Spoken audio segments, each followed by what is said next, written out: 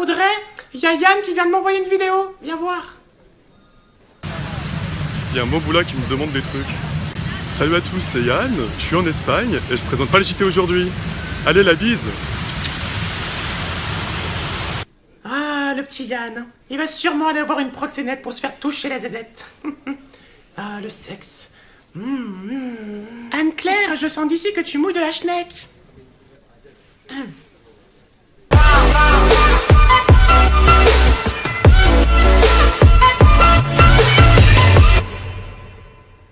Les débiles, c'est votre faux journal satirique. C'est parti.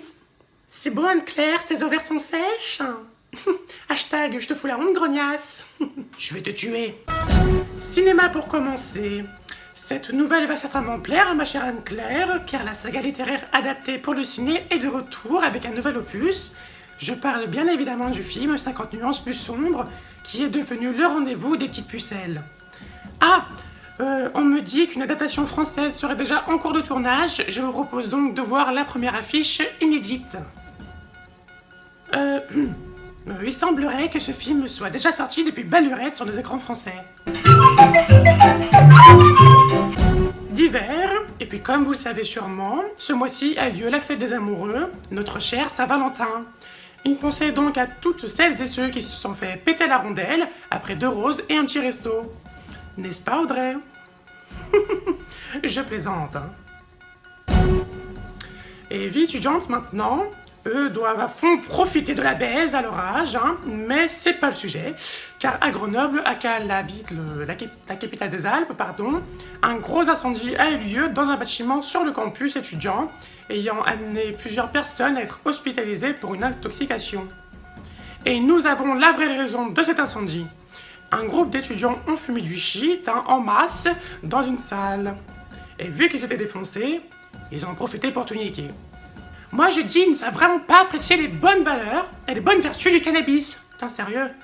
Moi je dis bravo aux étudiants. Mes félicitations, vous êtes cons. Je trouve que cette émission parle beaucoup du cannabis, mais pas assez de la cocaïne. Mais qu'est-ce que je dis, moi? Putain, Claire, tu fais chier à m'influencer avec tes idées de merde. Oh, allez, on enchaîne. Insolite pour suivre. Ah bah Anne-Claire, ça va sûrement te plaire, hein, puisque l'ancien candidat à la primaire de la gauche, qui était passé à nos yeux pour un barjot, a décidé d'ouvrir un resto en guise de reconversion professionnelle. Et je parle bien sûr de Jean-Luc Benamias. Regardez l'image. Et oui, désormais, Juju, comme l'appelle ses amis intimes, vous accueillera du lundi au samedi dans son resto servi à la bonne franquette et qui s'appelle la marmite du shit. Sa cuisine va vous faire délirer les papilles, hein. On se retrouve après des poissons. Ça, je comprends pas du tout. Regardez, il fait le crawl, là. Qu'est-ce que t'as? Oh, explique-moi, mais parle! Mais regardez, c'est pas normal! Qu'est-ce qu'il... Mais... Je crois qu'il est cassé, hein. Ah, Jésus, s'il te plaît, prends Maître Gims à la place et laisse-le vivre! S'il te plaît! Qu'est-ce que tu fous le nez dans ta merde? Nage vers le haut du bocal! Il y a un mec qui me sort sur Twitter. Ah non, mais je crois que ton poisson il est en train de mourir. Ah bon, je croyais qu'il était parti en vacances en Tunisie, connard! Ah, on me dit dans mon oreille que Jean-Luc Benamias serait intéressé pour en récupérer. On se demande bien ce qu'il va en faire, hein. Hashtag du sale. Santé pour enchaîner. Après que l'on se rende compte que la plupart des nourritures vendues sont dangereuses pour notre santé, après la cigarette, après le saumon plein d'OGM, après la pollution et encore plein d'autres trucs, maintenant des chercheurs ont découvert des traces d'iode radioactives dans l'air français. Donc maintenant, pour vous faire gagner du temps, vous pouvez tout simplement arrêter de respirer. Et puis, télévision pour finir, on vient d'apprendre que l'émission emblématique de la 4e chaîne à péage, s'intitulant Le Grand Journal, va s'arrêter au début du mois de mars. D'ici là, vous pouvez toujours envoyer vos dons pour qu'il y ait de l'électricité sur le plateau. Souvenez-vous.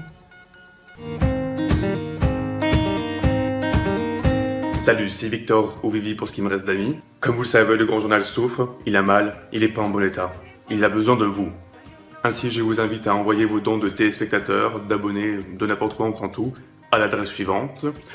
2 rue de Silly, 92 100, Boulogne-Billancourt. Si vous pouvez aussi nous envoyer des bouteilles d'eau, car en ce moment à Canal c'est la crise, et à côté il y a Siri qui nous les pique. Par avance, je vous dis merci.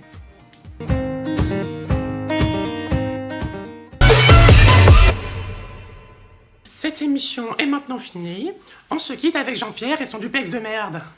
C'était tout pour l'info. Abonnez-vous et rejoignez notre page Facebook. Et à bientôt. C'est le moment de faire de bonnes omelettes au cèpe. Laissons la vallée de l'Ouri, direction le village de Pietra-Corbar. Avant d'arriver à la maison du médecin du village pour honorer une commande, Antonio s'arrête sur le bord de la route pour pisser. Mais Tonio est génial pour ça. Il ne faut pas espérer avoir un travail rapide, mais par contre, à la fin, on est toujours satisfait. Encore un artisan extraordinaire.